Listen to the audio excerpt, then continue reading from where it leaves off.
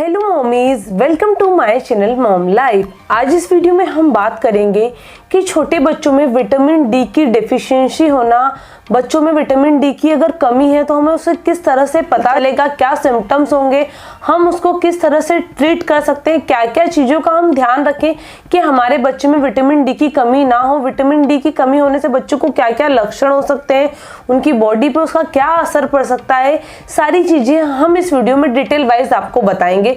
तो हम बिगर देरी करे वीडियो को शुरू करते हैं। उससे पहले मेरी आप सभी से एक रिक्वेस्ट है कि पूरी इन्फॉर्मेशन को जानने के लिए वीडियो को अंत तक जरूर देखिएगा, और अभी तक आपने मेरे चैनल को सब्सक्राइब नहीं किया तो प्लीज सब्सक्राइब करिए, बेल आइकन को प्रेस करिए ताकि आगे आने वाले वीडियोस के नोटिफिकेशन आप लोगों को मिलते रहें। विटामिन डी बड़ों के साथ साथ बच्चों के लिए भी बहुत ही ज़्यादा ज़रूरी है।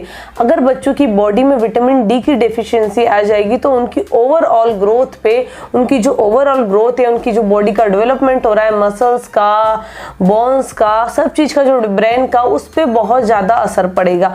तो हमें ध्यान रखना है कि हमारे बेबी के, हमारे न्यूबॉर्न बेबी के, हमारे बच्चों की बॉडी में विटामिन डी की डेफिशिएंसी बिल्कुल भी नहीं आनी चाहिए। इसका आप किस तरह से पता लगा सकते हैं कि आपके बच्चे में विटामिन डी की कमी है या नहीं है, इसका आप किस तरह से पता लगा सकते हैं। आपको कुछ कुछ चीज़ों का ध्यान रखना होगा, कुछ कुछ चीज़ें नोटिस करनी होगी। उन चीज़ों का अगर आप पता लगा लेंगे तो आपको उसके सिम्टम बच्चे में दिखने लग जाएंगे। बिल्कुल न्यूबॉर्न बेबी में आपको नहीं पता लग सकता कि उसमें विटामिन डी की डेफिशिएंसी है, बट जब बच्चा 3-4 महीने का हो जाता है तो 4 महीने का, 6 महीने का, तब आप पता कर सकते हैं कि आपके बच्चे में विटामिन डी की डेफिशिएंसी है। जब 4 महीने का बच्चा मतलब पलटने लगता है, 5-6 महीने में बच्चा पलटने लगता है, तो आपका बच्चा जल्दी से पलटेगा नहीं। उसका जो सर का गैप है वो 4 महीने आते आते तक धीरे धीरे से भर जाता है, वो नहीं भरेगा। 6 महीने में आपका बच्चा 5 महीने में, 4 महीने में थोड़ी सी गर्दन, 4 महीने में गर्दन संभालने लगता है, तो आपका बच्चा जल्दी से गर्दन नहीं संभालेगा। जिस एज में बच्चे मतलब गर्दन संभालने लगते हैं, बच्चा जब बैठने का होता है तो वो जल्दी बैठेगा नहीं, वो बिठाओगे तो गिर जाएगा। ये अगर सिम्टम्स आपको दिख रहे हैं तो आपके बच्चे में डेफिनेटली विटामिन डी की डेफिशिएंसी है।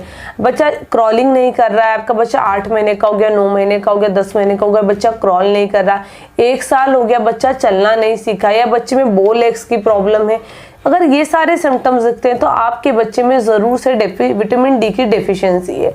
आपको इसके लिए क्या करना है कि आपके बच्चे में विटामिन डी की कमी ना हो। आपको ये करना है कि जैसे ही बच्चे का जन्म होता है, जन्म होने से पहले ही जब हम प्रेग्नेंट होते हैं तो डॉक्टर हमको विटामिन डी 3 की जो एक टेबलेट होती है वो प्रिस्क्राइब करते हैं, और हमको थ्रू आउट द हमारे 9 मंथ की जर्नी में हम वो खाते हैं ताकि हमारी बॉडी में और हमारे जो न्यूबॉर्न हमारी लाइफ में आने वाला है बेबी, उसकी बॉडी में विटामिन डी 3 की डेफिशिएंसी ना हो। ड्यूरिंग द प्रेगनेंसी भी हमें विटामिन डी 3 की टेबलेट्स खाने को डॉक्टर बोलते हैं और हमें खानी चाहिए। जब हमारा बच्चा जैसे ही जन्म लेता है, जन्म के बाद से ही डॉक्टर उसको विटामिन डी 3 की जो ड्रॉप्स होते हैं वो प्रिस्क्राइब करते हैं, और हमें 1 साल तक बच्चे को ज़रूर देना चाहिए, बिल्कुल भी मिस नहीं करना चाहिए। अगर हम मिस करेंगे तो हमारे बेबी में विटामिन डी की कमी हो सकती है। विटामिन डी 3 के नाम से उसके ड्रॉप्स आते हैं जो आपके डॉक्टर आपको ज़रूर प्रिस्क्राइब करेंगे। अगर आपके डॉक्टर ने आपको प्रिस्क्राइब नहीं करी है तो मैं आपसे रिक्वेस्ट करूंगी कि आप आपके जो भी नियर बाय पीडियाट्रिशियन है उनसे जाकर अपने बेबी के लिए आप ज़रूर लिखवा लीजिए। बच्चों में विटामिन डी 3 की कमी होने से, विटामिन डी की कमी होने से क्या क्या हो सकता है उनको। एक तो उनकी ग्रोथ, बोन्स का जो डेवलपमेंट होता है, ब्रेन का जो डेवलपमेंट होता है, उस पर मतलब डेवलपमेंट पे थोड़ा सा असर पड़ सकता है, तो उसका हमें ध्यान रखना है कि वो चीज़ें ना हो। उसके साथ उनको इन्फेक्शन हो सकता है। जो छोटे बच्चे हैं आप देखेंगे उनको डायरिया हो सकता है, सर्दी खांसी जुकाम हो सकता है, सांस लेने वाली प्रॉब्लम हो सकती है। देखते हैं ना छोटे बच्चों को बहुत जल्दी कोल्ड कफ हो जाता है तो हमें उनको सांस लेने डॉक्टर हॉस्पिटल जाना पड़ता है, बारी बारी बच्चे एडमिट होते हैं।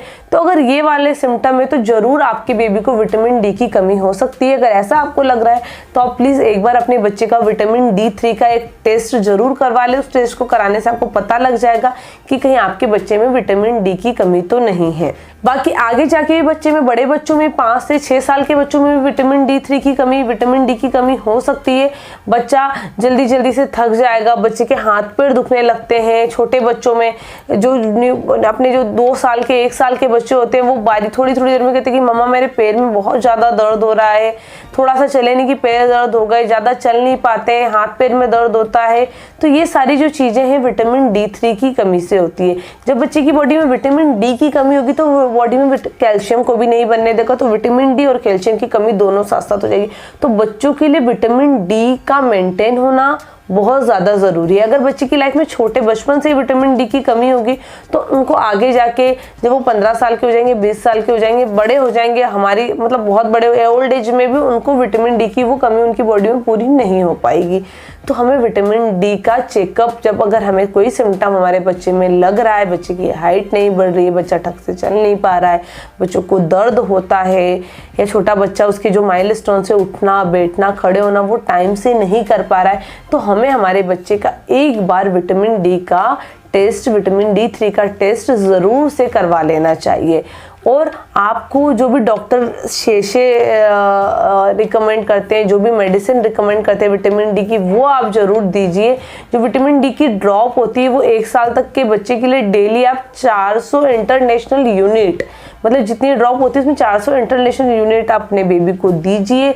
वो आपके बच्चे के लिए, हेल्थ के लिए बहुत ही ज़्यादा ज़रूरी होता है। इसके साथ साथ आप क्या कर सकते हैं कि बच्चे की बॉडी में विटामिन D की कमी ना हो। आप एक बहुत ही नेचुरल और बहुत ही नेचुरल चीज़ें, धूप बच्चों के लिए बहुत ज़्यादा ज़रूरी होती है। तो आप बच्चों को धूप में लेके थोड़ी देर बैठिए। जब सुबह 6, 7, 8 बजे धूप निकलती उसमें आप 10 से 15 मिनट लेके बैठिए। 3, साढ़े 3, 4 बजे जब हल्की धूप कम होने लग जाती है, हल्की सी छाँव, मतलब बहुत कड़क धूप नहीं होती, तब आप बच्चे को लेके 15 से 20 मिनट बैठिए। अगर आपके घर में कहीं रूम है जहाँ धूप आती है, खिड़की में से धूप आती है, तो वहाँ शीशे के पास अपने बच्चे को लेके बैठिए।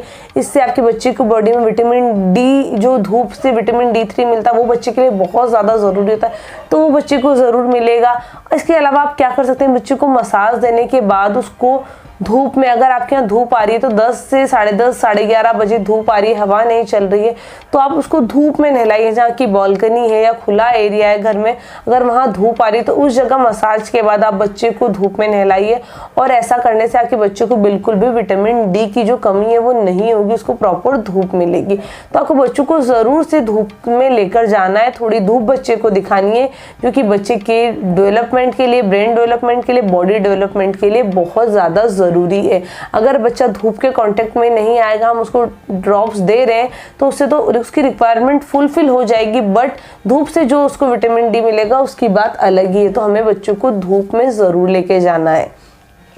हम दिन में सुबह की इसको धूप, थोड़ी देर में, हमारा कितना भी बिजी शेड्यूल है, हम थोड़ा सा टाइम निकाल के 20 मिनट का, 15 मिनट का टाइम निकाल के हम अपने बच्चे को लेके धूप में बैठ सकते हैं। आपको भी उससे विटामिन D मिलेगा और आपके बच्चे को भी मिलेगा, जो कि बच्चे के डेवलपमेंट के लिए विटामिन D से जो भी उसको डेफिशिएंसी, जो भी प्रॉब्लम होती है वो नहीं होगी। तो आप बच्चों को धूप में ज़रूर लेकर जाइए। अगर आप क्या नहीं आ पा रही है धूप किसी भी रीज़न से, तो आप बच्चों को कार में कहीं लेकर जाइए। कार के शीशों से जो छन के धूप आती है, आप कहीं कार ऐसी जगह खड़ी कर लीजिए जहाँ धूप आ रही है, तो जो शीशों से छन के धूप आती है वो बच्चे के लिए बहुत ज़्यादा हेल्पफुल होती है। जब विटामिन D अपने हाथों में जब वो पड़ता है तो हमारी बॉडी उसको एब्जॉर्ब कर लेती है और वो हमारी बॉडी में पूरी तरह से मिल जाता है। तो विटामिन D का एक ही, कोई खाने में भी विटामिन D होता है किसी किसी चीज़ों में, बट उसका जो सबसे ज़्यादा नेचुरल सोर्स है, सबसे अच्छी चीज़ है, वो है धूप। तो आप धूप में ज़रूर जाइए, अपने बच्चे को लेकर जाइए। बच्चा अगर बड़ा है तो उसको खेलने ले जाइए, पार्क में ले जाइए, थोड़ी देर धूप में उसको खेलने दीजिए, क्योंकि आजकल बच्चे स्कूल जाते हैं या घर में ही है, तो हम वो पहले जैसे जिस तरह से बच्चे धूप में जा पाते थे आजकल वो पॉसिबल नहीं है, बट हमें बच्चों को टाइम निकाल के धूप में लेकर ज़रूर जाना है। और जो डॉक्टर हमारे विटामिन D की ड्रॉप्स प्रिस्क्राइब करते हैं वो हमें ज़रूर देनी है।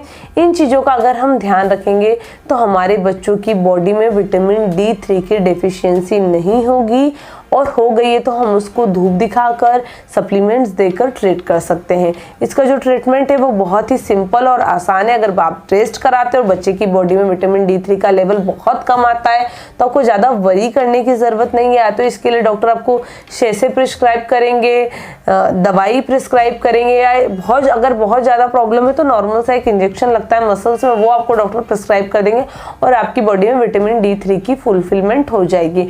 आप क्या कर सकते हैं कि हर 1 साल में अगर आपको कोई सिम्टम लग रहा है तो अपने बच्चे का अल्टरनेटिव विटामिन D का टेस्ट आप ज़रूर करवा लें, तो इससे आपको पता लग जाएगा कि बच्चे में विटामिन D की कमी है या नहीं है। इन चीज़ों का आप ध्यान रखिए ताकि बेबी में बिल्कुल भी विटामिन डी की बिल्कुल भी कमी नहीं होगी। अगर आपको मेरा ये वीडियो यूज़फुल लगा हो तो प्लीज़ लाइक करिए, शेयर करिए और कमेंट करके बताइए। Bye bye mummy's.